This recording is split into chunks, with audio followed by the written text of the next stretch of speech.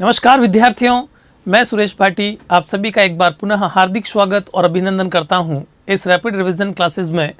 आज की इस क्लास में हम लोग चर्चा कर रहे हैं चैप्टर नंबर 2 पर बुक 2 में, और जो कि स्वतंत्रता के रूप में है। हम सभी जानते हैं हमने हमारी पिछली क्लास स्टार्ट की थी राजनीतिक सिद्धांत बुक से, और उसका पहला चैप्टर लिया था राजनीतिक सिद्धांत एक परिचय। अभी जैसा कि मैं देख रहा था, एक विद्यार्थी ने पूछा था कि सर आज तो 1 घंटे की क्लास होगी ना। बिल्कुल, आज की क्लास 1 घंटे की ही है। कल हमने आधे घंटे की क्लास इसलिए ली थी क्योंकि आप सभी को पता होगा 7:30 बजे यानी कि 7:30 पर एक वेबिनार था जिसमें कि आप सभी बच्चों को जुड़ना था, इसलिए 7:30 पर ही क्लास को ऑफ करना था। आपकी आज की जो क्लास होगी वो पूरे 1 आवर होगी, यानी कि 1 घंटे के लिए होगी। तो आज की इस क्लास को करते हैं स्टार्ट।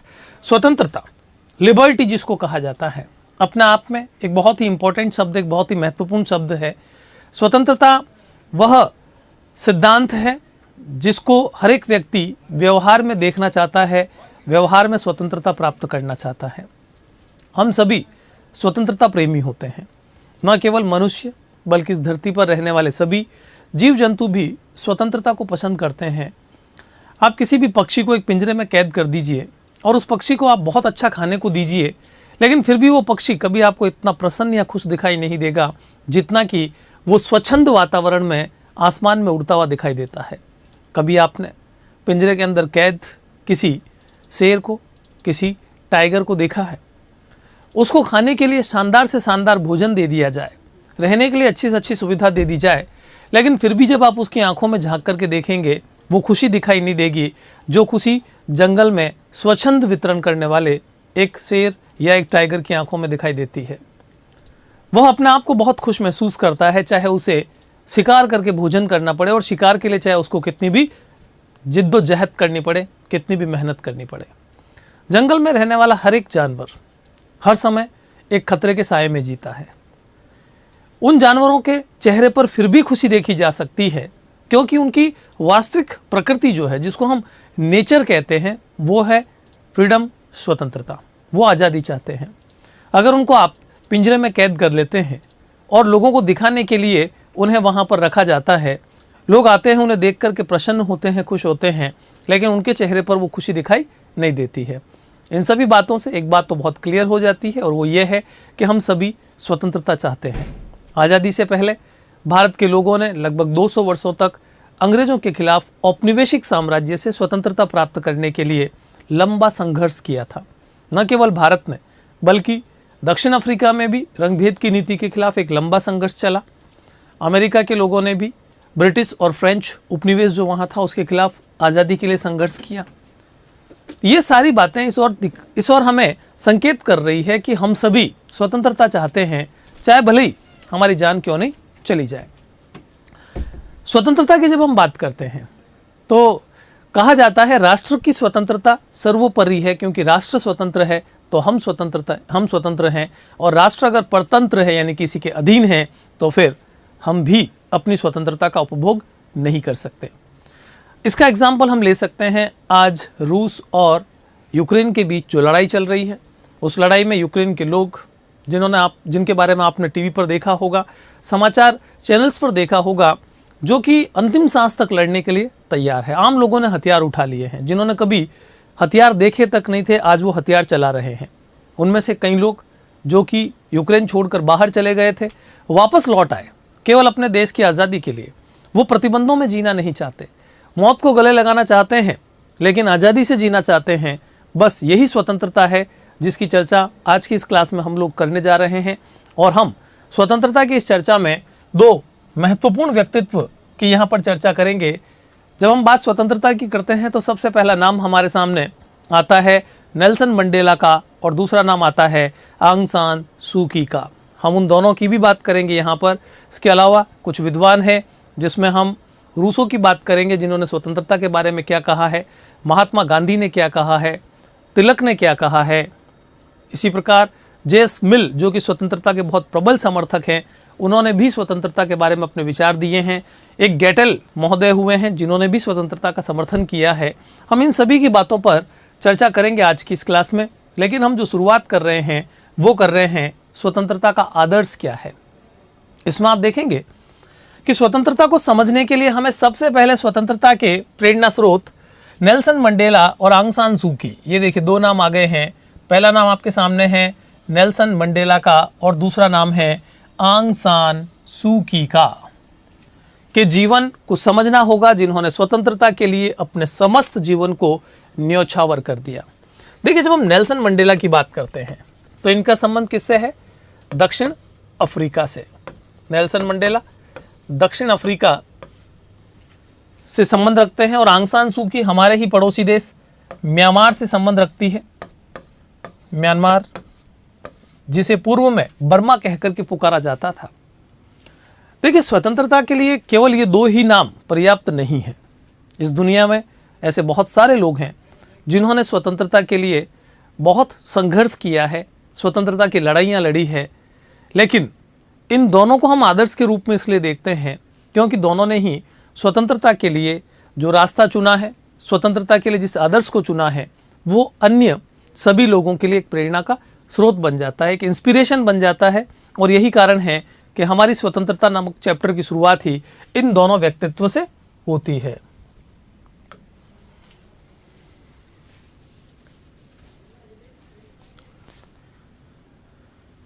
देखिए, सबसे पहले हम बात कर रहे हैं नेल्सन मंडेला की। नेल्सन मंडेला का चेहरा आपके सामने है, आप देख सकते हैं इनका फोटो। ये है नेल्सन मंडेला, जिन्होंने दक्षिण अफ्रीका की न केवल आज़ादी के लिए संघर्ष किया था, बल्कि नेल्सन मंडेला ने रंगभेद की नीति के खिलाफ एक लंबा संघर्ष छेड़ा था।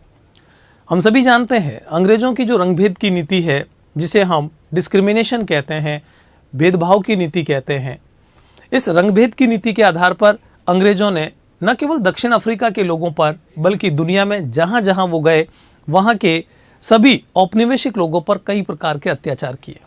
अंग्रेजों का ये मानना था, अंग्रेजों का मतलब गोरी चमड़ी के लोगों से है, उनका ये मानना था इस धरती पर हमारा जन्म शासन करने के लिए हुआ है, इस धरती पर हमारा जन्म शासन करने के लिए हुआ है, और जितने भी ब्लैक पीपल हैं, अश्वेत लोग हैं, वो सभी शासित होने के लिए ही इस धरती पर पैदा हुए हैं।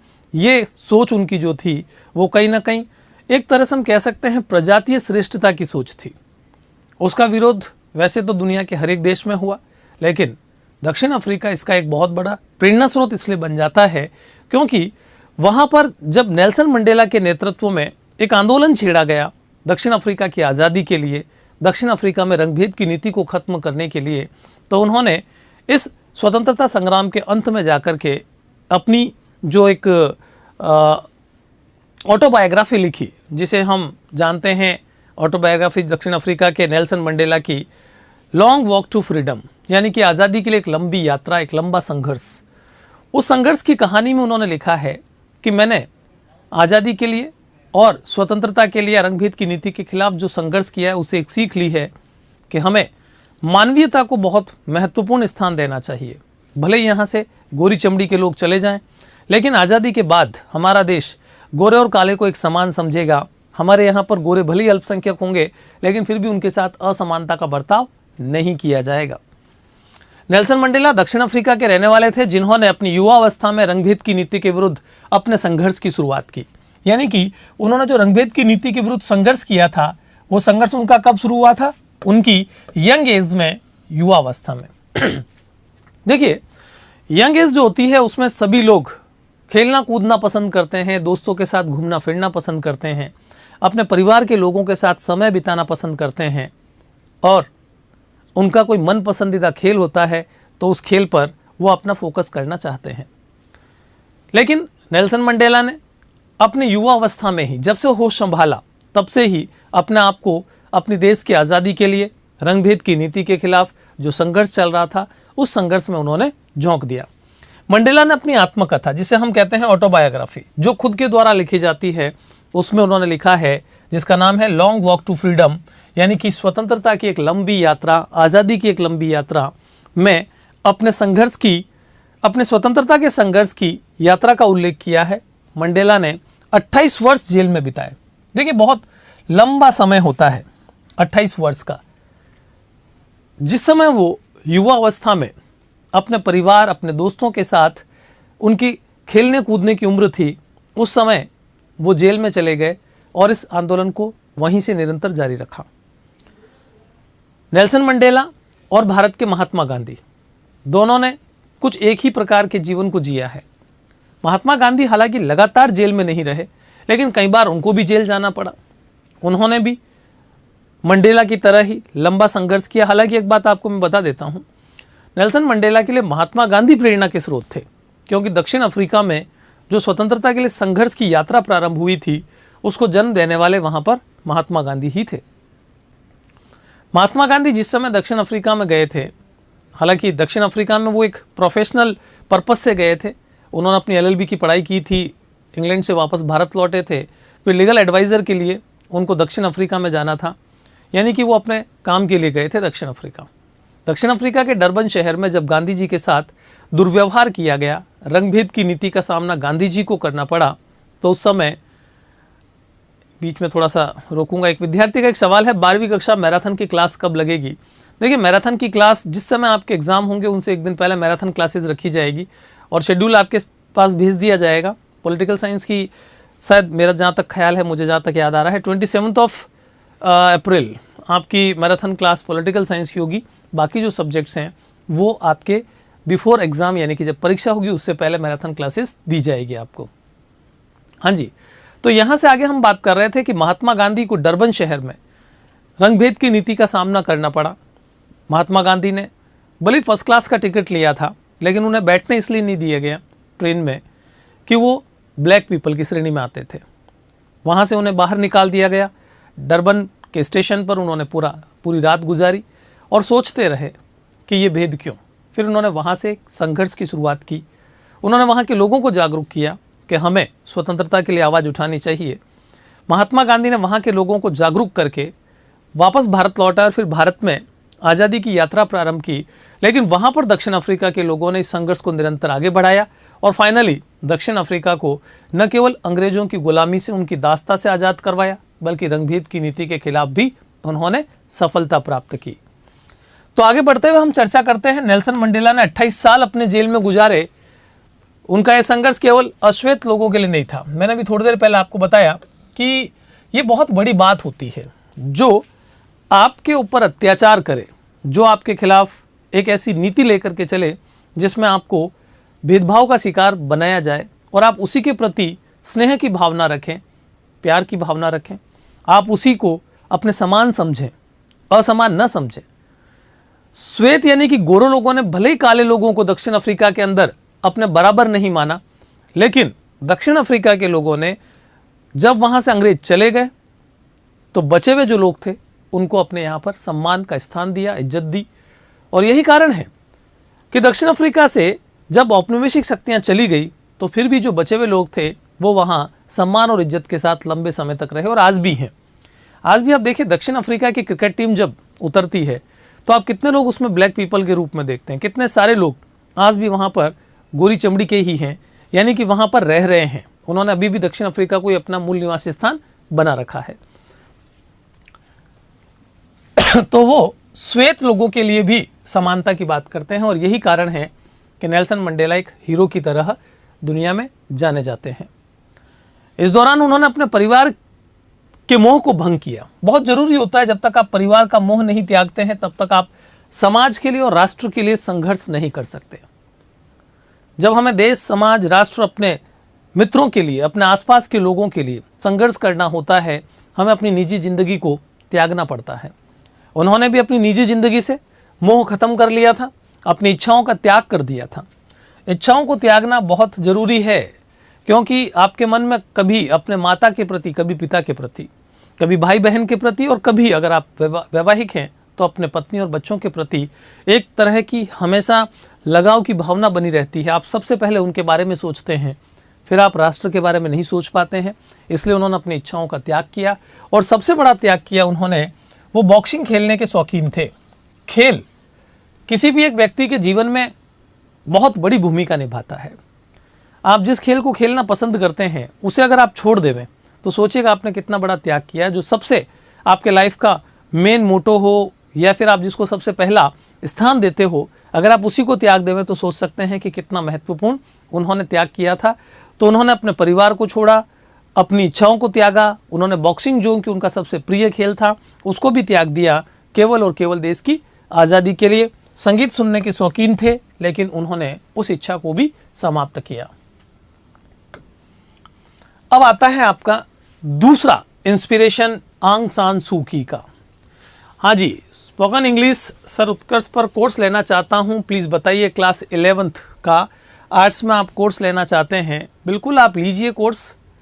आपके लिए और बाकी सभी विद्यार्थियों के लिए ही इस प्रकार के कोर्सेज प्रारंभ किए गए हैं। 11th क्लास 12th क्लास इस बार लाइव दी जाएगी आर्ट्स में विशेष रूप से। और ये जो विद्यार्थी हैं इनका नाम तो यहाँ पर नहीं लिखा हुआ आ रहा है, लेकिन जैसा कि मैं देख पा रहा हूँ स्पोकन क्लास लिखा हुआ आ रहा है, स्पोकन इंग्लिश लिखा हुआ आ रहा है। इन्होंने ये इच्छा जताई है कि सर मैं कोर्स लेना चाहता हूँ, तो आप कोर्स लें, बिल्कुल लें। कोर्स किस प्रकार से लेना है, क्या तरीका है, आप ई-मित्र पर जाकर के वहाँ से इस कोर्स को परचेज कर सकते हैं। वहाँ पर सारी की सारी व्यवस्थाएं हैं और आपको पता चल जाएगा कि कोर्स किस प्रकार से खरीदना है। और 31 तारीख तक तो छूट भी है, अगर आप कोर्स लेंगे तो आपको उसका बेनिफिट भी निश्चित रूप से मिलेगा। तो देखिए, जो चेहरा मैं आपको दिखाना चाह रहा था वो चेहरा है आंग सान सू की का दूसरा चेहरा, जो कि दुनिया के लिए एक प्रेरणा का स्रोत है।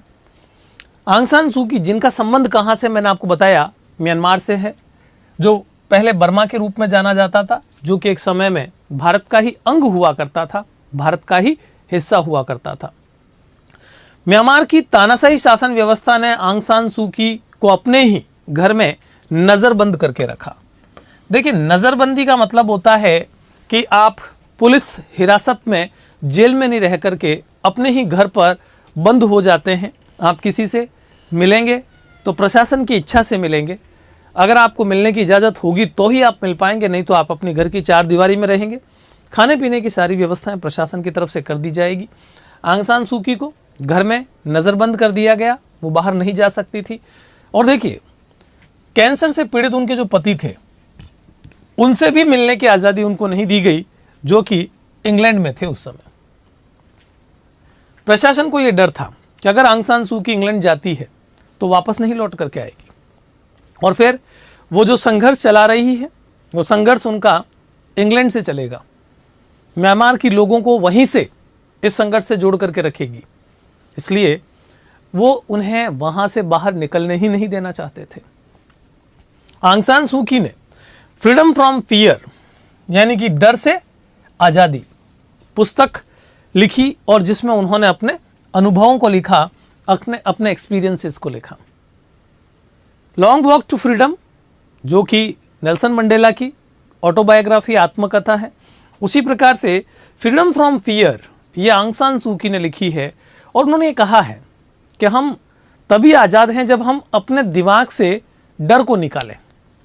जब तक हम अपने मस्तिष्क से डर नहीं हटाएंगे तब तक हम किसी भी प्रकार की आज़ादी की बात नहीं कर सकते। हमें भय से मुक्ति सबसे पहले प्राप्त करनी होगी, डर से आज़ादी प्राप्त करनी होगी। यहां पर भी एक बात आपको जान लेनी चाहिए, महात्मा गांधी ने भारत में आकर के सबसे पहले जिस आंदोलन का नेतृत्व किया था वो था चंपारण का आंदोलन। बिहार के चंपारण में वहां के लोग ब्रिटिश भेदभाव से, ब्रिटिश नीतियों से परेशान थे। चंपारण में गांधी जी जब गए और वहां के लोगों का उन्होंने नेतृत्व किया, उस आंदोलन के दौरान महात्मा गांधी ने चंपारण के लोगों की जो मुख्य मांग थी उस मांग को पूरा अंग्रेजों से जब करवा लिया, क्योंकि घटना लंबी है, मैं यहाँ पर पूरी चर्चा नहीं करूँगा, नील की खेती से संबंधित सब कुछ किया था, आप सभी स्ट्रीम पढ़ चुके होंगे। वहाँ पर जब उन्होंने नील की खेती को लेकर के जो आंदोलन चल रहा था वहाँ के किसानों का उस आंदोलन को जब उन्होंने सफल बना दिया, उस समय उन्होंने ये कहा था कि मेरा मुख्य मकसद अंग्रेजों से जो यहाँ के किसान हैं उन किसानों को जो खेत दिलवाने थे वो उनके खेत आज़ाद करवाना, और जो उनसे पैसा वसूल कर लिया गया था वो वापस दिलवाना मेरा मकसद नहीं था, बल्कि मेरा मुख्य मकसद था चंपारण के लोगों के दिमाग से डर को निकालना, और वो मैंने कर दिया है। अब ये लोग खुद लड़ने को तैयार है, संघर्ष करने को तैयार है। यही आंग सान सू की ने भी कहा। आंग सान सू की के अनुसार हमें अपनी भावनाओं को व्यक्त करते समय समाज व लोगों के प्रति प्रतिक्रिया की चिंता नहीं करनी चाहिए। हम अक्सर जब कुछ करना चाहते हैं तो हम सबसे पहले ये सोचते हैं कि समाज के लोग क्या कहेंगे, और आंग सान सू की ने यही कहा है कि समाज क्या कहेगा, लोगों की प्रतिक्रिया क्या होगी, हमें इसकी चिंता नहीं करनी चाहिए। आंग सान सू की ने गरिमापूर्ण जीवन जीने के लिए, सम्मान से जीने के लिए, गरिमापूर्ण जीवन जीने के लिए भय का त्याग आवश्यक माना कि जब तक आप अपने दिमाग से डर नहीं निकालेंगे, भय नहीं निकालेंगे, तब तक आप सम्मानपूर्ण जीवन नहीं जी सकते, आप गरिमापूर्ण जीवन नहीं जी सकते। ये उनका सबसे इंपॉर्टेंट विचार था। अब हम दो प्रेरणा स्रोत जो स्वतंत्रता के हैं उनकी चर्चा कर चुके हैं, हम स्वतंत्रता के आदर्शों की चर्चा कर चुके हैं। यहाँ हम स्टार्ट करेंगे स्वतंत्रता का अर्थ क्या है, क्या मीनिंग है स्वतंत्रता का। देखिए, स्वतंत्रता अंग्रेजी भाषा का एक शब्द है लिबर्टी, उस शब्द का हिंदी रूपांतरण है। और जो लिबर्टी शब्द है वो किससे बना है? लैटिन भाषा के लिबर शब्द से बना है। जो लैटिन भाषा का लिबर शब्द है, इस लिबर का मतलब होता है बंधनों का अभाव। क्या होता है? बंधनों का अभाव, यानी कि किसी भी प्रकार के प्रतिबंध हमारे ऊपर नहीं होने चाहिए, बंधनों का अभाव होना चाहिए। इसी को अगर हम शब्द के अर्थ के आधार पर कहें तो स्वतंत्रता का यही अर्थ निकलकर सामने आता है। अगर आपसे परीक्षा में पूछ लिया जाए स्वतंत्रता का शाब्दिक अर्थ स्पष्ट कीजिए, तो आप क्या बताएंगे? स्वतंत्रता अंग्रेजी भाषा के लिबर्टी शब्द का हिंदी रूपांतर है। लिबर्टी लैटिन भाषा के लिबर शब्द से बना है और लिबर का अर्थ होता है बंधनों का अभाव, यानी कि किसी भी प्रकार के प्रतिबंध आप पर नहीं होने चाहिए, और अगर प्रतिबंध नहीं है तो इसका मतलब आप स्वतंत्र हैं।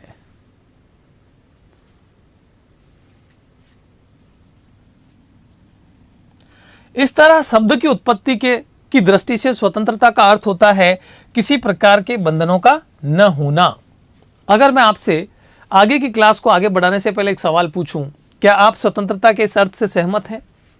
स्वतंत्रता पर मतलब आपके जीवन पर किसी भी प्रकार के प्रतिबंध नहीं हो तो क्या आप स्वतंत्र हैं? इस सवाल का फटाफट आप मुझे उत्तर दीजिए। मैं आपकी इस क्लास को तभी आगे बढ़ाऊंगा। यहाँ पर एक विद्यार्थी शायद ये जानना चाहते हैं कि एग्ज़ाम के दौरान, 10th बोर्ड के एग्ज़ाम के दौरान स्कूल यूनिफॉर्म नेसेसरी है क्या? हाँ, बिल्कुल। देखिए, आप जिस स्कूल से संबंधित हैं, आप जब दूसरी जगह सेंटर पर एग्ज़ाम देने जाएंगे तो आपकी वो यूनिफॉर्म होनी चाहिए जिस स्कूल से हैं, ठीक रहता है। और अगर नहीं भी ऐसा हो तो भी आपको एग्ज़ाम तो देने दिया जाएगा, उससे रोका नहीं जाएगा। चलिए, हाँ, मैंने आपसे एक सवाल पूछा है और जिसमें शायद संजना ओझा का उत्तर भी आया है नहीं, रण सिंह राठौड़ ने भी नहीं कहा है, विक्की ने भी नहीं कहा है, और भी बाकी विद्यार्थियों का जल्द से जल्द उत्तर मेरे सामने आ जाए तो फिर मैं आगे बढ़ाता हूँ। इसी प्रकार से अंकु वर्मा ने भी कहा है नहीं, कर्तव्य वैष्णव ने भी कहा है नहीं, आद्या कुमारी ने भी कहा है नहीं। अभी तक जितने उत्तर आए हैं वो सभी नहीं आए हैं, और इस बात को सुनकर मुझे बड़ी खुशी हुई है। इसका मतलब आप लोग बहुत अच्छी तैयारी में हैं, आपको ये पता है, कंसेप्ट आपके बहुत क्लियर है। कंसेप्ट क्लियर होना बहुत ज़रूरी है। अगर हम सामान्य किसी विद्यार्थी से पूछ लें कि आप पर कोई प्रतिबंध नहीं लगाए, आप कितने खुश होंगे? वो कहेगा मैं बहुत खुश होऊंगा, मेरे ऊपर कोई प्रतिबंध नहीं हो, अब मुझे लग रहा है कि हाँ मैं आज़ाद हूँ, मैं स्वतंत्र हूँ। लेकिन प्रतिबंधों का न होना किसी स्थिति में स्वतंत्रता नहीं कहलाती है, क्योंकि प्रतिबंधों से मुक्त जीवन स्वतंत्र जीवन नहीं होकर के स्वच्छंद जीवन हो जाता है, और स्वच्छंद जीवन और स्वतंत्र जीवन में फ़र्क होता है। स्वतंत्रता कुछ प्रतिबंधों के साथ में होती है और स्वच्छंद बिना प्रतिबंधों के। जंगल में रहने वाले जितने भी जानवर हैं उनके ऊपर कोई कानून, कोई नियम लागू नहीं होता, वो स्वच्छंद जीवन जीते हैं। एक पक्षी आसमान में स्वच्छंद उड़ान भरता है, वो कहाँ किस दिशा में उड़ान भरना चाहता है, वहाँ कोई रूल रेगुलेशंस नहीं है। हमारे रूल रेगुलेशंस भी उन पर लागू नहीं होते हैं। जंगलों में जो जानवर रहते हैं उन पर भी कोई नियम लागू नहीं है। अभी कुछ टाइम पहले जिस समय कोरोना का पीरियड आया था और सभी लोग अपने घरों में कैद थे, मैंने खुद इसको बहुत प्रैक्टिकल अनुभव किया है कि जंगलों के जानवर सड़कों पर आए थे और रेजिडेंशियल एरिया तक पहुँचे थे, यानी कि आवासीय इलाकों तक पहुँचे थे। क्योंकि अब वो जब पहले जंगलों में रहते थे तो बाहर इंसानों को देख करके वो वहीं तक लिमिटेड हो जाते थे, लेकिन जब इंसान बाहर उनको नहीं दिखने लगे तो वो खुलकर घूमने लगे और लोगों के घरों तक पहुंचने लगे। ये इस बात की ओर संकेत करता है कि उनके लिए कोई रूल रेगुलेशंस नहीं है। लेकिन ये केवल जंगली जीवन में संभव है। हमारे जीवन में ये संभव नहीं है कि हमें बिना किसी प्रकार के प्रतिबंधों के जीने का अधिकार दे दिया जाए, जीने की आज़ादी दे दी जाए। इसलिए हम इस शब्द के अर्थ के आधार पर जो उत्तर मानते हैं वो क्या है? वो है केवल शाब्दिक अर्थ, और इसे हम कहते हैं नकारात्मक स्वतंत्रता। अभी हम आगे स्वतंत्रता के दो अलग अलग अर्थ लेंगे। सकारात्मक स्वतंत्रता क्या है और नकारात्मक स्वतंत्रता क्या है, वहां पर आप इसको दोबारा देखेंगे। शाब्दिक अर्थ नकारात्मक स्वतंत्रता को बताता है। बहुत सारे विद्वान इस अर्थ से सहमत नहीं है। बहुत सारे विद्वान इस अर्थ से सहमत नहीं है। उनके अनुसार स्वतंत्रता के इस अर्थ का परिणाम यह होगा कि समाज में अराजकता फैल जाएगी। क्या हो जाएगा? अराजकता फैल जाएगी। और अराजकता का मतलब क्या होता है? बिना कानून का शासन। अराजकता का मतलब होता है बिना कानून के शासन, बिना कानून का शासन।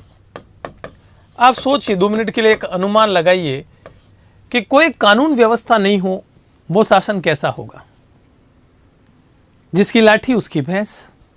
जो ताकतवर होगा, जो स्वतंत्र होगा, जो ताकतवर होगा वही स्वतंत्रता का सही उपभोग करेगा। जंगल में जब शेर निकलता है, बाकी जानवर छुप जाते हैं, उसकी दहाड़ सुनकर गायब हो जाते हैं, क्योंकि वहां कोई नियम नहीं है कि शेर किस जानवर को मारेगा और किसको नहीं मारेगा। वो अपना शिकार किस प्रकार से करेगा, इसका भी कोई नियम नहीं है। तो वहां पर जिस प्रकार का वातावरण है वो एक अराजकता का वातावरण है, जहां कोई कानून, कोई नियम नहीं है। अगर हम स्वतंत्रता के शाब्दिक अर्थ को स्वीकार कर लेवे तो हम अराजकता की स्थिति में आ जाएंगे, जहां कानून नियम नहीं होंगे। हाल ही में कुछ समय पहले आपने देखा होगा, अफगानिस्तान पर जब तालिबान 2 वापस स्थापित हुआ, इनके तालिबान का शासन स्थापित हुआ 2021 में, तो वहां एक तरह से अराजकता की स्थिति फैल गई थी। वहां पर चलते फिरते किसी भी व्यक्ति के साथ लूटमार करना, लोगों के घर में घुसकर उनसे खाद्यान्न सामग्री छीन लेना, लोगों को कहीं पर भी बंदूक की गोली से उड़ा देना, ये सब क्या है? ये सब है कि अब कोई भी व्यक्ति वहां का अपने आप को सुरक्षित महसूस नहीं करेगा। किसी की स्वतंत्रता नहीं है, जिसके हाथ में बंदूक है उसी का राज है। तो इसे कहते हैं अराजकता की स्थिति। अर्थात स्वतंत्रता का अभिप्राय अनुशासनपूर्ण जीवन है। स्वतंत्रता का अर्थ क्या है? एक ऐसा जीवन जिसमें हम अनुशासन से रह सकें, डिसिप्लिन से रह सकें, अनुशासित जीवन। और वो तभी है जब हम स्वतंत्रता को स्वतंत्रता के रूप में स्वीकार करें, हम प्रतिबंधों से मुक्त अवस्था के रूप में उसको स्वीकार न करें। ऐसे अवसरों की स्थिति से है जिसमें जीवन का अधिकार, जिसमें जीवन के अधिक से अधिक सर्वांगीण विकास की संभावना हो। देखिए, जीवन का सर्वांगीण विकास कब होगा? जब कुछ नियम होंगे, जब कुछ रूल रेगुलेशंस होंगे, जब राज्य होगा।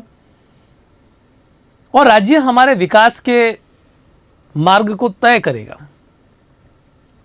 जिस समय राजतंत्रात्मक व्यवस्थाएं दुनिया में प्रचलित थी, उस समय व्यक्ति उतना स्वतंत्र नहीं था जितना कि वो आज स्वतंत्र है। उस समय एक व्यक्ति के अंदर प्रतिभा थी, लेकिन राजतंत्रात्मक व्यवस्था उस प्रतिभा को दबा देता था।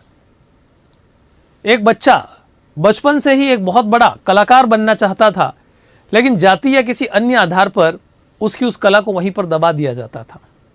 एक बच्चा जो कि एक बहुत बड़ा योद्धा बन सकता था, उसके अंदर वो सब गुण मौजूद थे, लेकिन किसी सामाजिक नियम की वजह से उसे योद्धा नहीं बनने दिया जाता था।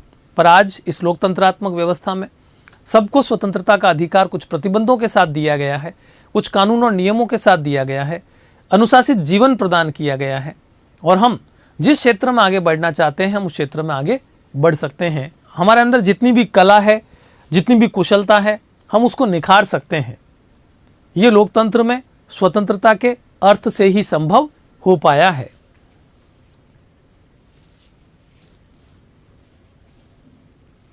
हाँ जी आशा, आपने क्वेश्चन पूछा है साइंस और कॉमर्स की तरह पूरा कोर्स नहीं है पॉलिटिकल साइंस में, हिस्ट्री, ज्योग्राफी, इंग्लिश और हिंदी साथ में क्यों नहीं है? ठीक है, आपका ये सवाल जो है वो बिल्कुल जायज़ भी है, हमारी टीम तक पहुंच जाएगा और आपको इसका प्रॉपर आंसर भी दिया जाएगा। चलिए, तो यहाँ पर आप लोगों को एक बात समझ में आ गई, स्वतंत्रता का अर्थ प्रतिबंधों से मुक्त अवस्था नहीं है। स्वतंत्रता का वास्तविक अर्थ क्या है? एक अनुशासित जीवन जिसमें सभी व्यक्ति सर्वांगीण विकास कर सके, उसी को हम स्वतंत्रता कहकर पुकारते हैं। अब देखिए स्वतंत्रता का नकारात्मक अर्थ। हम स्वतंत्रता के जिन दो अर्थों की चर्चा कर रहे हैं उसमें हम पहले किस पर आएंगे? नकारात्मक स्वतंत्रता पर आते हैं। शाब्दिक अर्थ के आधार पर बंधनों का नहीं होना, अर्थात मनुष्य की इच्छा अनुसार कार्य करने पर किसी के द्वारा बाधा उत्पन्न न करना ही क्या है? नकारात्मक स्वतंत्रता है। इसको हम कहते हैं नकारात्मक स्वतंत्रता। और यहां हम ये कह सकते हैं कि वर्तमान समय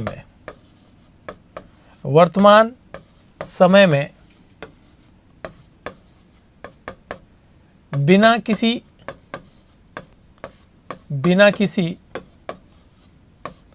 प्रतिबंध के जीवन जीने का अधिकार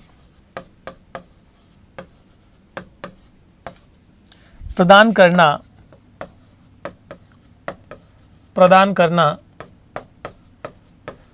संभव नहीं है। अधिकार प्रदान करना संभव नहीं है बिना किसी प्रतिबंध के। जब राज्य नहीं था और इस धरती पर बहुत कम इंसान थे, मतलब जब स्टार्टिंग की हम बात करें, जब हमारा विकास इस धरती पर प्रारंभ हुआ था, मुट्ठी भर लोग थे, बहुत सारे जानवर थे, बहुत सारे जीव जंतु थे। उस समय कोई नियम नहीं थे, कोई रूल रेगुलेशंस नहीं थे। अगर कोई नियम थे तो वो थे प्राकृतिक नियम, मतलब मनुष्य प्रकृति से डरता था, प्रकृति के नियमों को मानता था। बाकी ना तो राज्य था और ना ही किसी प्रकार के कोई प्रतिबंध हुआ करते थे। उस समय जो अवस्था थी वो अवस्था हम कह सकते हैं लिबर्टी, जिस शब्द की उत्पत्ति से हम स्वतंत्रता का अर्थ देखते हैं, कुछ वैसी ही अवस्था थी। लेकिन वर्तमान समय में मनुष्य ने अपने आप को इतना बुद्धिमान बना लिया है, अपने आप को इतना ताकतवर बना लिया है, इतने सारे हथियारों से वो संपन्न हो चुका है। बिना कानून के, बिना नियमों के उसको इस प्रकार का जीवन जीने का अधिकार देना संभव बिल्कुल भी नहीं है। तो बिल्कुल सिंपल सी बात है कि नकारात्मक स्वतंत्रता हम कह ही इसीलिए रहे हैं कि वर्तमान समय में उसको लागू नहीं किया जा सकता। तो फिर स्वतंत्रता हम किसे मानेंगे? हम मानेंगे स्वतंत्रता सकारात्मक अर्थ को। सकारात्मक अर्थ क्या कहता है? स्वतंत्रता केवल नकारात्मक ही नहीं बल्कि सकारात्मक भी होती है। यह केवल बंधनों का अभाव नहीं बल्कि सुअवसरों का होना है। यह है सबसे इंपॉर्टेंट चीज यहां पर, कि स्वतंत्रता का अर्थ बंधनों का अभाव नहीं है बल्कि स्वतंत्रता का अर्थ है सुअवसरों का होना, उचित अवसर प्रदान करना जहां आप सर्वांगीण विकास कर सकें। आप अपने घर में ही देखिए, माता पिता अपने बच्चे पर बहुत सारे प्रतिबंध लगाते हैं, तो इसका मतलब क्या वो अपने बच्चे की आज़ादी छीन रहे हैं? नहीं, बल्कि वो उसके लिए सुअवसर प्रदान कर रहे हैं। क्योंकि स्वतंत्रता का वास्तविक अर्थ क्या है? वो अवसर प्रदान करना जिसमें कि एक व्यक्ति विकास कर सके। माता पिता भी बच्चे के लिए वो उचित अवसर देते हैं जिससे कि वो आगे अपना भविष्य बना सके। अगर बिना प्रतिबंधों के एक बच्चे को छोड़ दिया जाए तो हो सकता है वो बच्चा बड़ा होकर के अनुशासित जीवन जीने की बजाय एक तरह से इनडिसिप्लिन्ड लाइफ जिए, गलत रास्ते पर चला जाए, वो समाज का दुश्मन बन जाए, असामाजिक प्राणी की तरह उसका जीवन हो जाए। इसलिए उसे कुछ प्रतिबंधों के साथ ही जीना सिखाया जाता है। इसका अर्थ यह हुआ कि अनुशासनपूर्ण जीवन का संबंध ऐसे अवसरों की स्थिति से है जिसमें सर्वांगीण विकास संभव हो। तो अगर आपको सामान्य शब्दों में यह पूछा जाए स्वतंत्रता क्या है, तो आप बताएंगे शाब्दिक अर्थ के आधार पर स्वतंत्रता अंग्रेजी के लिबर्टी शब्द के हिंदी रूपांतर के रूप में जाना जाता है, और लिबर्टी लैटिन भाषा के लिबर शब्द से जन्मा है जिसका अर्थ प्रतिबंधों से मुक्त अवस्था को कहा जाता है। लेकिन स्वतंत्रता का यह नकारात्मक अर्थ है। वास्तव में स्वतंत्रता कुछ ऐसे प्रतिबंधों के साथ जीवन जीने का अधिकार है, कुछ ऐसी व्यवस्था जहां पर आपके सर्वांगीण विकास के आपको उचित अवसर प्राप्त हो, उसी को वास्तव में स्वतंत्रता कहा जाता है। एक विद्वान हुए हैं जिनकी ये परिभाषा, जिनका ये कोटेशन बहुत फेमस है। वो क्या है? मनुष्य स्वतंत्र पैदा होता है लेकिन हर जगह वह शिकंजे से जकड़ा हुआ है। यहाँ पर हम शिकंजा कहें और चाहे हम यहाँ पर जंजीरें कहें, एक ही बात है। वह शिकंजे से जकड़ा हुआ है, जंजीरों में जकड़ा हुआ है। Man is born free but he is everywhere in chain. ये किसने कहा है? जीन जैक्स रूसो ने कहा है। ये कौन है? ये वो व्यक्ति हैं जिन्होंने स्वतंत्रता का समर्थन किया है। रूसो ने अपनी एक किताब लिखी है सोशल कॉन्ट्रैक्ट, हिंदी में जिसको हम सामाजिक समझौता कहते हैं। उस सोशल कॉन्ट्रैक्ट में उन्होंने ये बताया है कि राज्य की उत्पत्ति किस प्रकार से हुई। एक समझौते के आधार पर राज्य का जन्म हुआ और राज्य के जन्म से पूर्व व्यक्ति बहुत स्वतंत्र वातावरण में जीवन जीता था, बहुत स्वच्छंद था और बहुत खुश था उस समय मनुष्य। इसलिए वो एक जगह पर यह भी कहते हैं कि अगर हमें पुराना समय वापस जीने को मिल जाए तो उससे बढ़िया जीवन कुछ नहीं होगा। यानी कि जब कोई नियम नहीं, कोई रूल रेगुलेशंस नहीं, कोई प्रतिबंध नहीं, और आप उस समय अपने आप को जाकर के देखें तो आपको ऐसा लगेगा कि जीने का तो वास्तविक आनंद यही है। जब आपकी इच्छा हो तब आप सोएं, जब आपकी इच्छा हो तब आप उठें, जो आपको काम करना है वो करें, जो न करना है वो न करें। बस उसी प्रकार के वातावरण को रूसो ने स्वतंत्रता कहकर पुकारा है। एक और विद्वान हुए हैं गेटेल। गेटेल ने स्वतंत्रता वह सकारात्मक शक्ति है। गेटेल क्या कहते हैं कि स्वतंत्रता वह सकारात्मक शक्ति है जिसके द्वारा उन कार्यों को करके आनंद प्राप्त किया जाता है जो करने योग्य है। देखिए, गेटेल ने जो परिभाषा दी है उसके माध्यम से स्वतंत्रता के अर्थ को हम सकारात्मक रूप में लेते हैं। क्यों? क्योंकि उन्होंने कहा सब काम करने की स्वतंत्रता आपको नहीं दी जा सकती, आपको वही काम करने की स्वतंत्रता दी जा सकती है जो करने योग्य है। आप ये कहना चाहते हैं कि रास्ते पर चलते वक्त मैं जितनी स्पीड से गाड़ी चलाना चाहता हूँ मुझे चलाने दिया जाए, कोई नियम नहीं हो, कोई रोक टोक नहीं हो, यही तो स्वतंत्रता है। लेकिन गेटेल क्या कहते हैं? ऐसा करने पर आप दूसरों की स्वतंत्रता छीन लेंगे। आप गाड़ी जब बिना किसी डिसिप्लिन के चलाएंगे, बहुत तेज स्पीड में चलाएंगे, तो आप एक्सीडेंट्स भी कर सकते हैं। दूसरे डर करके गाड़ी चलाएंगे, इसलिए आपको वो अधिकार नहीं दिया जा सकता। तो जो करने योग्य है आपको वही करने का अधिकार मिलेगा। तो हम ये दोनों ही परिभाषाएं कहीं ना कहीं सकारात्मक स्वतंत्रता के अर्थ में देखते हैं। अब देखिए, यहां पर एक शब्द है स्वराज। हमें शब्द का अर्थ समझना चाहिए क्योंकि यह भी स्वतंत्रता का ही एक समानार्थी शब्द है। स्वराज शब्द का संबंध दो विद्वानों से है। एक है महात्मा गांधी, M.K. गांधी, और दूसरे हैं तिलक, यानी कि बाल गंगाधर तिलक। और दोनों ने स्वराज शब्द का अर्थ अलग अलग शब्दों में लिया है। भारतीय राजनीतिक विचारों में स्वतंत्रता का समानार्थी शब्द जो है वो स्वराज है। और स्वराज का अर्थ गांधी जो लेते हैं वो क्या लेते हैं? एग्जाम में सीधा प्रश्न बनता है, स्वराज के संबंध में गांधी के क्या विचार हैं? तो गांधी के विचार हैं स्वयं पर शासन। गांधी स्वराज को यानी कि स्वतंत्रता किसको मानते हैं? अपने ऊपर शासन होना चाहिए। अपने ऊपर शासन का मतलब क्या है? स्वयं पर नियंत्रण। स्वयं पर नियंत्रण। देखिए, स्वयं पर नियंत्रण का मतलब है जब तक हम अपने मन पर, जब तक हम अपनी इच्छाओं पर कंट्रोल नहीं करेंगे तब तक हम स्वतंत्रता की बात नहीं कर सकते। तब तक हम स्वतंत्रता के बारे में सोचते हैं तो वो भी गलत है। इसीलिए गांधी ने आज़ादी के लिए जो आंदोलन छेड़ा था उस आंदोलन में भी उन्होंने अहिंसा की बात कही थी। उन्होंने सत्याग्रह का मार्ग अपनाने की बात कही थी। उनका ये मानना था कि अहिंसा और सत्याग्रह से ही हम देश की आज़ादी प्राप्त करेंगे।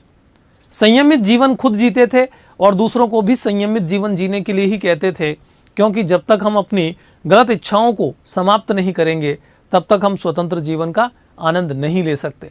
क्योंकि गलत इच्छाएं आपकी आज़ादी को बढ़ाती है लेकिन दूसरों की आज़ादी को छीनती है। इसलिए आप एक संयमित जीवन जिएंगे तो खुद भी स्वतंत्र रहेंगे और दूसरे भी स्वतंत्र रहेंगे। यहाँ तक गांधी ने तो एक जगह पर यह भी कहा है कि आप इतना ही धन इकट्ठा कीजिए जितना आपकी आवश्यकता के लिए जरूरी हो, बाकी पर आप अपना अधिकार मत समझिए, क्योंकि समाज में दूसरे लोगों को भी तो चाहिए। सब कुछ आप ही रख लेंगे तो बेचारे दूसरे लोग कहाँ जाएंगे। यानी कि आपको आवश्यकता से अधिक धन का संग्रह नहीं करना चाहिए, यह गांधी का कहना था। तिलक के अनुसार दूसरा जो स्वतंत्रता का अर्थ या स्वराज का जो अर्थ है वो तिलक ने दिया है, और तिलक ने इसको अलग अर्थ प्रदान किया, और वो है स्वयं का शासन, यानी कि खुद का शासन। और इसी के आधार पर उन्होंने एक कोटेशन जो कि बहुत फेमस, एक नारा जो कि बहुत फेमस है, और वो है स्वतंत्रता मेरा जन्मसिद्ध अधिकार है, या स्वतंत्रता का मतलब स्वराज से है। स्वराज या स्वतंत्रता मेरा जन्मसिद्ध अधिकार है और मैं इसे लेकर रहूंगा। यानी कि देश पर शासन हम खुद करेंगे, हम अंग्रेजों के शासन को स्वीकार नहीं करेंगे। तो स्वराज यानी कि स्वतंत्रता, इसके दो अलग अलग अर्थ आपने देखे। एक महात्मा गांधी जो कि कहते हैं स्वयं पर शासन, और दूसरा तिलक जो कि कहते हैं स्वयं का शासन। दोनों के शब्दों में दोनों के अर्थों में भिन्नता है, अलग अलग अर्थ से स्पष्ट होते हैं। अब हम आगे बढ़ते हुए यहाँ पर बात करेंगे हानि सिद्धांत की। देखिए, हानि सिद्धांत जो कि जॉन स्टुअर्ट मिल, जिसे जेएस मिल के रूप में भी जाना जाता है, उन्होंने अपनी पुस्तक लिखी है ऑन लिबर्टी, बहुत फेमस बुक है उनकी, जिसमें उन्होंने स्वतंत्रता के बारे में अपने विचार दिए हैं। वहाँ पर वो एक हानि सिद्धांत देते हैं। एग्जाम में सीधा क्वेश्चन पूछा जाता है, स्वतंत्रता के संबंध में जॉन स्टुअर्ट मिल के हानि सिद्धांत को स्पष्ट कीजिए। अभी हम थोड़ी देर पहले चर्चा कर चुके हैं कि स्वतंत्रता वही है जो प्रतिबंधों के साथ दी जाए, उचित प्रतिबंध। हम हानि सिद्धांत को उचित प्रतिबंधों से समझेंगे।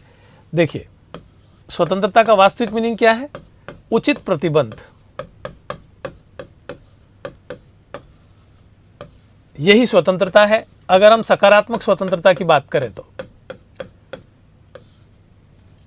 जब तक उचित प्रतिबंध नहीं होंगे और आप स्वतंत्रता की बात करेंगे तो स्वतंत्रता गलत है, नकारात्मक है। हम सकारात्मक स्वतंत्रता की बात कर रहे हैं। तो जॉन स्टुअर्ट मिल जो है वो क्या कहते हैं, जेएस मिल क्या कहते हैं? जेएस मिल कहते हैं कि कार्य दो प्रकार के होते हैं। क्योंकि हम प्रतिबंधों की बात करें तो कौन से प्रतिबंध? जेएस मिल इन प्रतिबंधों को स्पष्ट कर रहे हैं, और इसीलिए सिद्धांत को क्या नाम दिया है? हानि सिद्धांत नाम दिया है। प्रतिबंधों के बारे में जेएस मिल बताएंगे, रिस्ट्रिक्शंस के बारे में बताएंगे कि आपकी कौन सी स्वतंत्रता पर प्रतिबंध लगना चाहिए।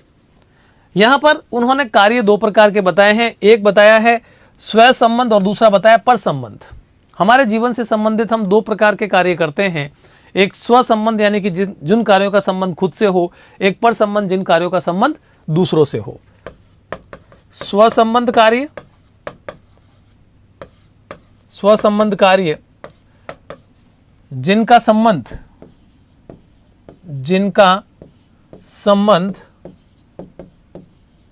स्वयं से हो, खुद से हो, और ऐसे कार्य जिनको करने से दूसरों पर कोई फर्क ना पड़े, उसको कहा जाता है स्व संबंध। और पर संबंध कार्य, पर संबंध कार्य का मतलब है, पर का मतलब होता है दूसरा, यानी कि ऐसे कार्य जिनको करने पर दूसरे प्रभावित हो।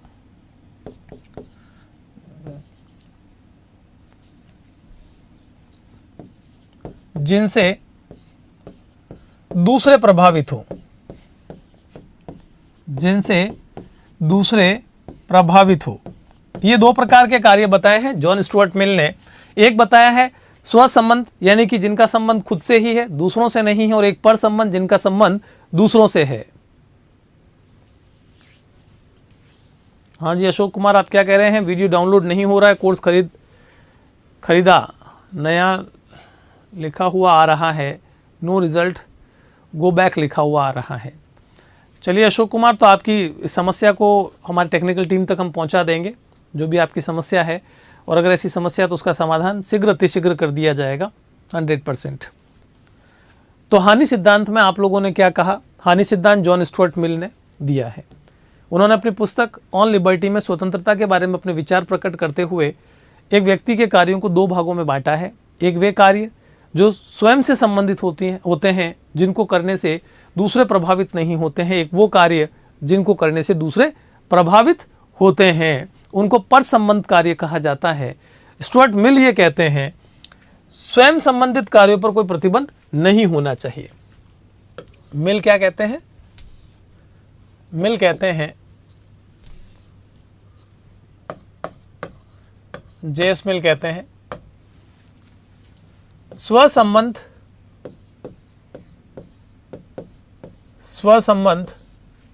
कार्यों पर राज्य कोई प्रतिबंध न लगाए, कोई प्रतिबंध न लगाए, किसी प्रकार का प्रतिबंध लगना ही नहीं चाहिए। आप क्या खाना चाहते हैं, आप कितना सोना चाहते हैं, आप किस प्रकार के वस्त्र धारण करना चाहते हैं, यह आपकी निजी स्वतंत्रताएं हैं।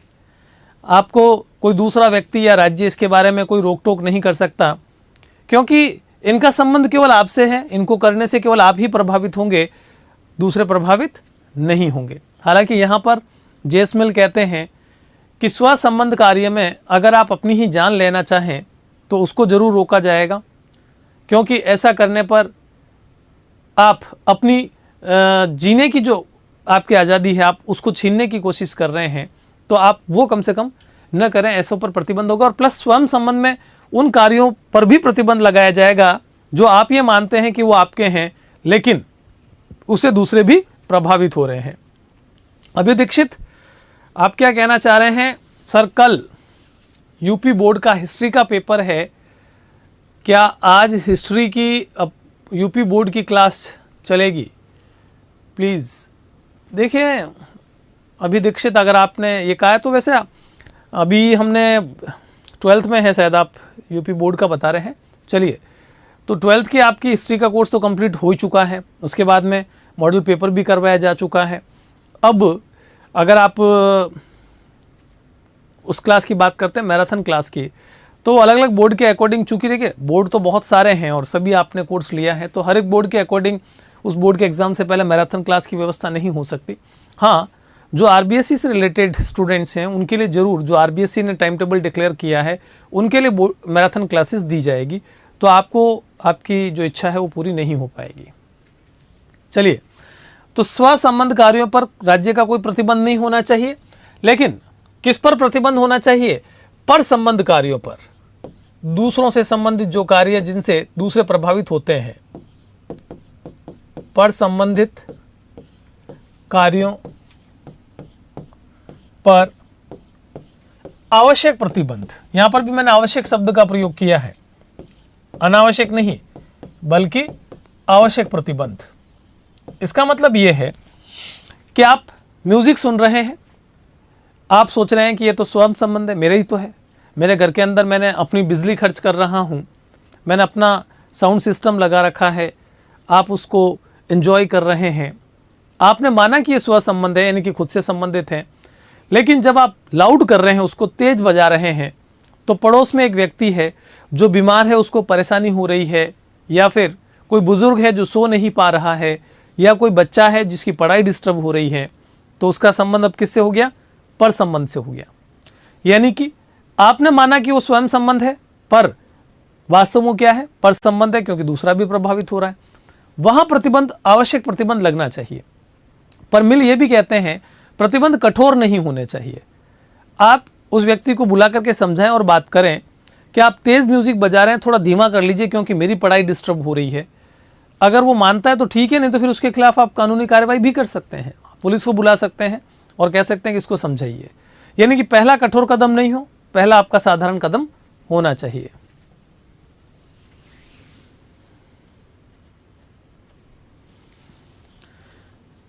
तो हमने यहां पर जॉन स्टुअर्ट मिल के दो कार्यों के बारे में बात की, स्व संबंध कार्य, पर संबंध कार्य। स्व संबंध कार्यों पर प्रतिबंध नहीं हो, पर संबंध कार्यों पर उचित प्रतिबंध या आवश्यक प्रतिबंध होना चाहिए। Is that clear? मुझे लगता है कि यहाँ पर आपके जो हानि सिद्धांत के बारे में विचार है वो बहुत कुछ क्लियर हो गए होंगे। हानि सिद्धांत क्यों नाम दिया है? कि एक व्यक्ति की स्वतंत्रता पर हानि, यानी कि उसको हानि हो रही है, उस पर कुछ रोक टोक लग रही है, लेकिन वो जरूरी भी है क्योंकि उससे दूसरे प्रभावित हो रहे हैं। एक व्यक्ति किसी सार्वजनिक स्थल पर खड़ा होकर के धूम्रपान करना चाह रहा है और वो कहता है कि मेरा निजी अधिकार है, लेकिन उसके धूम्रपान से दूसरा पड़ोस में जो खड़ा हुआ व्यक्ति है वो जबरन बिना चाहते हुए भी धूम्रपान कर रहा है, जिसे पैसिव स्मोकिंग कहते हैं, तो वो गलत है। उसकी उस स्वतंत्रता पर भी प्रतिबंध लगना जरूरी है। इसी को कहते हैं आवश्यक प्रतिबंध। अब हम बात करते हैं अभिव्यक्ति की स्वतंत्रता को लेकर। अभिव्यक्ति का मतलब होता है अपने विचार व्यक्त करने की स्वतंत्रता। अभिव्यक्ति का मतलब क्या है? विचार व्यक्त करने की स्वतंत्रता। यहां पर जॉन स्टुअर्ट मिल काफी सख्त हैं। जेएस मिल जो है उन्होंने ऑन लिबर्टी में स्वतंत्रता की जो चर्चा की है उसमें सबसे प्रमुख स्थान उन्होंने किसको दिया है? उन्होंने दिया है अभिव्यक्ति की आज़ादी को। उनका यह मानना है मुझे खाने को रोटी मत दो लेकिन बोलने की स्वतंत्रता जरूर दो। अभिव्यक्ति की आज़ादी सबसे इंपॉर्टेंट है, सबसे महत्वपूर्ण आज़ादी माना है उन्होंने, और इसीलिए उन्होंने अभिव्यक्ति की आज़ादी को लेकर के कुछ महत्वपूर्ण तथ्य रखे हैं। उनका मानना है अगर हम गलत विचार को प्रतिबंधित कर देंगे, अगर हम गलत विचार को प्रतिबंधित कर देंगे तो इससे छुपे सच्चाई के अंश को भी खो देंगे। इससे क्या समझ में आया कि किसी व्यक्ति ने कुछ विचार व्यक्त किए, आपने उसके सारे विचारों को प्रतिबंधित कर दिया। आपने ये मान लिया कि इसके सारे विचार गलत हैं और इसके विचार लोगों तक नहीं पहुंचने चाहिए। हो सकता है कि उसमें कुछ विचार हैं जो गलत है और लोगों तक नहीं पहुंचने चाहिए, लेकिन 100 बातें कही है उसमें से एक बात हो सकता है सही हो, एक विचार जो दिया है वो हो सकता है उचित हो। आपने तो उसके उचित विचार को भी प्रतिबंधित कर दिया। इसलिए आप एक व्यक्ति को बोलने का अधिकार अवश्य देवें, अपने विचार व्यक्त करने का अधिकार अवश्य देवें। हाँ, हो सकता है कि उसने कुछ गलत बातें कही है, लेकिन जो सच कहा है, जो सही कहा है, वो बहुत बहुमूल्य है समाज के लिए और राष्ट्र के लिए। दूसरा, जो विचार आज गलत है वह सही तरह के विचारों के उदय में बहुमूल्य हो सकता है। यानी कि आज आप जो कह रहे हैं आज के दृष्टिकोण से वो हो सकता है गलत हो, लेकिन आने वाले समय में वो बहुत ही महत्वपूर्ण हो सकता है। एक समय था जब भारत में जाति प्रथा को लेकर के अगर कोई व्यक्ति ये कह देवे कि हमें छुआछूत नहीं करनी चाहिए, तो उस समय हो सकता है कि समाज के लोग उसको सूली पर लटका देते। तुम्हारी हिम्मत कैसे हुई? तुमने ये कह कैसे दिया? इस समाज व्यवस्था के अंदर जो अछूत है वो अछूत है। लेकिन उस समय उस व्यक्ति ने जो बात कही, भले लोगों ने उसका विरोध किया, लेकिन जॉन स्टुअर्ट मिल के अनुसार आने वाले समय के लिए वही बात उस समय के परिप्रेक्ष्य में बहुत सही हो सकती है। और आज वो समय है जब हम देख रहे हैं कि समाज में जाति प्रथा को बहुत ही अनुचित माना गया है। उसका ऐसा कोई तर्क ही नहीं है किसी व्यक्ति के साथ जाति के आधार पर भेद किया जाए। प्रकृति ने हम सबको समान उत्पन्न किया है और हम सब समान आज़ादी के साथ जीने का हक रखते हैं। महिलाओं के जीने पर भी बहुत प्रतिबंध हुआ करते थे एक समय में, उसे 4 दीवारी में कैद रखा जाता था। उस समय अगर कोई ये कह देवे कि महिला को ये काम या ये काम करना चाहिए, तो हो सकता है समाज के लोग उस समय उसको सूली पर लटका देते। लेकिन आज आप देखिए वही महिला हर क्षेत्र के अंदर कदम से कदम मिलाकर चल रही है। इसका मतलब ये हुआ कि एक समय में हो सकता है कि एक विचार गलत हो, लेकिन आने वाले समय में वही विचार सही हो सकता है। फिर उन्होंने तीसरी बात कही है, सत्य के बारे में यह खतरा हमेशा होता है कि वह विचारहीन और रूढ़ उक्ति में बदल जाए। यानी कि जब कोई व्यक्ति सत्य बोले तो उसको हम विचारहीन भी कह सकते हैं, रूढ़ भी कह सकते हैं। जब हम इसे विरोधी विचार के सामने रखते हैं तभी इस विचार का विश्वसनीय होना सिद्ध होता है। विरोधी विचार के सामने देखिए, 2 विचार जब कंपैरिजन में रखे जाते हैं, तुलनात्मक रूप से रखे जाते हैं, तो उस समय यह पता चलता है कि सही क्या है और गलत क्या है। अगर आप एक ही दृष्टिकोण वाले के सामने कोई ऐसा विचार रखेंगे तो उसका कोई मोल नहीं रहेगा। उस समय तो वो माना जाएगा कि ये तो रूढ़ है, ये तो गलत है, ये तो विचारहीन है, ये तर्कहीन है। लेकिन अगर हम उसे विरोधी विचार के समकक्ष रखेंगे तो ये पता चल पाएगा कि हु इज बेटर या विच इज बेटर, कौन सा अच्छा है। जब तुलना होगी तभी पता चलेगा कि सही क्या है और गलत क्या है। कई बार जिन विचारों को किसी समय में पूरे समाज ने गलत समझा और दबा दिया, बाद में सत्य पाए गए। कुछ समाज ऐसे विचारों का दमन करते हैं जो आज उनके लिए स्वीकार्य नहीं है, लेकिन ये विचार आने वाले समय में बहुत ही मूल्यवान हो सकते हैं, मूल्यवान ज्ञान में बदल सकते हैं। दमनकारी समाज ऐसे संभावनाशील ज्ञान के लाभों से वंचित रह जाते हैं। लेकिन चारों ही बातों को स्पष्ट करने के बाद आप एक चीज समझ लीजिए, जॉन स्टुअर्ट मिल ने अभिव्यक्ति की स्वतंत्रता के बारे में ये स्पष्ट रूप से कहा है कि हमें अपने विचार अभिव्यक्त करने का अधिकार किसी भी स्थिति में हमेशा होना चाहिए। किसी के भी विचार को दबाया नहीं जाना चाहिए। किसी का भी विचार आप ये सोचें कि नहीं, काम का नहीं है, तो आप ऐसा गलत मान रहे हैं। कभी कभी पता चलता है कि एक मीटिंग के अंदर बहुत ही बड़े बड़े बुद्धिजीवी लोग बैठे हैं, वो जो विचार रख रहे हैं, उसके सामने एक छोटा सा व्यक्ति जो कि उसी ऑफिस में काम कर रहा है, उसने अगर कुछ बोल दिया तो माना जाएगा ये विचार देगा। हम इतने एक्सपर्ट्स, हम इतने बड़े बड़े लोग बैठे हैं, हम इतने बुद्धिजीवी बैठे हैं, हो सकता है उन बुद्धिजीवियों से ज़्यादा श्रेष्ठ उस व्यक्ति के पास उस समय कोई आइडिया हो सकता है, उसका विचार ज़्यादा महत्वपूर्ण हो सकता है। इसलिए सभी के विचारों को स्थान देना आवश्यक होता है।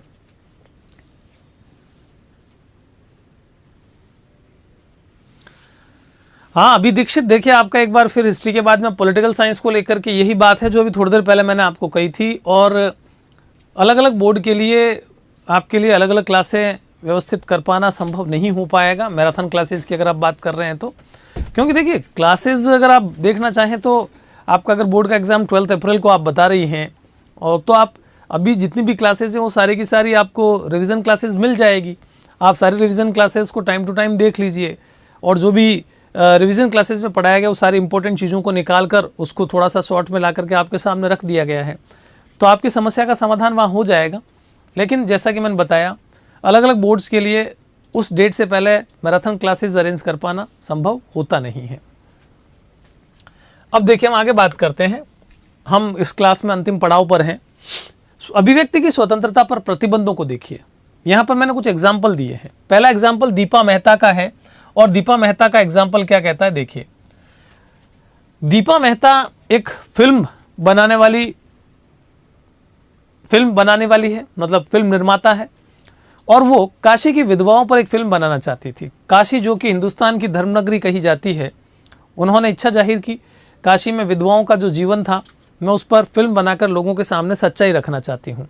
लेकिन वहाँ के लोगों ने विरोध करते हुए ये कहा कि काशी की विधवाओं पर जो फिल्म बनाई जा रही है वो भारत की तस्वीर या काशी की तस्वीर दुनिया के सामने गलत तरीके से रखेगी, और इससे भारत की धर्म और संस्कृति की जो छवि है वो धूमिल हो जाएगी। और सबसे बड़ी चीज़ है, ये भी आरोप लगाया गया दीपा मेहता इस फिल्म को भारतीय नागरिकों के लिए नहीं बल्कि विदेशी नागरिकों के लिए बनाना चाहती हैं, जिनकी ये मांग है, जो ये चाहते हैं कि वहाँ की सच्चाई को इस तरह से पेश किया जाए, तो ये फिल्म नहीं बननी चाहिए। दीपा मेहता वहाँ वो फिल्म नहीं बना सकी, प्रतिबंधित कर दिया गया उस जगह पर उनको फिल्म बनाने के लिए, उन्हें किसी अन्य स्थान को ढूंढना पड़ा इसी फिल्म को बनाने के लिए। ये प्रतिबंध आपके सामने पहला एग्जाम्पल है। दूसरा एग्जाम्पल है ऑब्रे मेनन, जिन्होंने रामायण रिटोल्ड जो है वो फिल्म बनाई, लेकिन लोगों के द्वारा प्रतिरोध करने के कारण, विरोध करने के कारण उसको भी प्रतिबंधित कर दिया गया। Salman Rushdie the satanic versus उनकी फिल्म थी, उसे भी प्रतिबंधित किया गया। The last temptation of Christ, ये भी एक मूवी है, एक फिल्म है, जिसे बाद में प्रतिबंधित किया गया जब लोगों ने विरोध किया। मी नाथुराम बोलते, ये एक नाटक है, इसको भी प्रतिबंधित कर दिया गया। यहाँ पर इन प्रतिबंधों की बात क्यों कही गई है? इसलिए कही गई है, क्या हर बात को दबा देना उचित है? क्या सच्चाई को पेश नहीं किया जाना चाहिए? एक एग्जाम्पल यहाँ पर और भी लिया जा सकता है। इंग्लैंड के अंदर राजघराने में काम करने वाला कोई भी व्यक्ति जब तक अपने पद पर है तब तक वो राजघराने की एक छोटी सी बात भी बाहर लीक नहीं कर सकता, आम लोगों के समक्ष नहीं रख सकता। और वहाँ से जब उसकी नौकरी खत्म हो जाएगी, वो सेवानिवृत्त हो जाएगा, उसके बाद भी वो राजघराने से संबंधित किसी भी बात को लोगों के सामने नहीं रख सकता, नहीं तो उसके खिलाफ बहुत सख्त एक्शन या कार्रवाई होगी। यानी कि उसकी विचार अभिव्यक्ति की स्वतंत्रता को दबाया जा रहा है। एक तरफ तो हम देख रहे हैं कि जॉन स्टुअर्ट मिल अभिव्यक्ति की स्वतंत्रता की बात कर रहे हैं, और वहीं दूसरी तरफ हम इतने सारे प्रतिबंधों को देखते हुए कह रहे हैं, क्या इन प्रतिबंधों को लगाना उचित है? फाइनली हम ये कह सकते हैं इस चैप्टर के अंत में आते हुए, स्वतंत्रता उचित प्रतिबंधों के साथ जीने का मतलब है। तो आप अगर कुछ गलत रखना चाहते हैं तो वहाँ पर कुछ प्रतिबंध अभिव्यक्ति पर भी जरूरी है, लेकिन ऐसे प्रतिबंध नहीं जो सच्चाई को ही दबा डाले। तो अभिव्यक्ति हम सबका अधिकार है।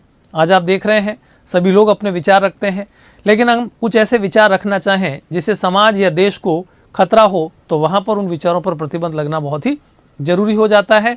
तो स्टूडेंट्स, हमारे आज की इस क्लास को अब समाप्त करने का समय हो चुका है। एक विद्यार्थी ने स्वतंत्रता को लेकर के व्यक्तिगत स्वतंत्रता के बारे में बताया है। देखिए, ये हम स्वतंत्रता के उस पोर्शन में पढ़ चुके हैं जहाँ हमने कॉन्स्टिट्यूशन पढ़ा है। हमारे संविधान के 19 में कुछ 19(1) में 6 स्वतंत्रताएं दी गई है। 19 से 22 तक जो है वो स्वतंत्रता के अधिकारों का उल्लेख किया गया है, वो हम कॉन्स्टिट्यूशन वाली बुक में पढ़ चुके हैं। हम यहाँ पर केवल सैद्धांतिक अर्थ को समझ रहे हैं। अगली क्लास में हमारी मुलाकात नए चैप्टर के साथ में होगी और चैप्टर का नाम होगा समानता। स्टूडेंट्स, एक और चीज़ आपको जो मैं बताना चाह रहा हूँ वो ये है, कल की आपकी क्लास 7 से 8 नहीं होकर के 4:30 to 5:30 होगी, इसलिए आप उस समय के लिए तैयार रहिएगा। मिलते हैं कल की क्लास में, तब तक के लिए स्टे फिट। जय हिंद।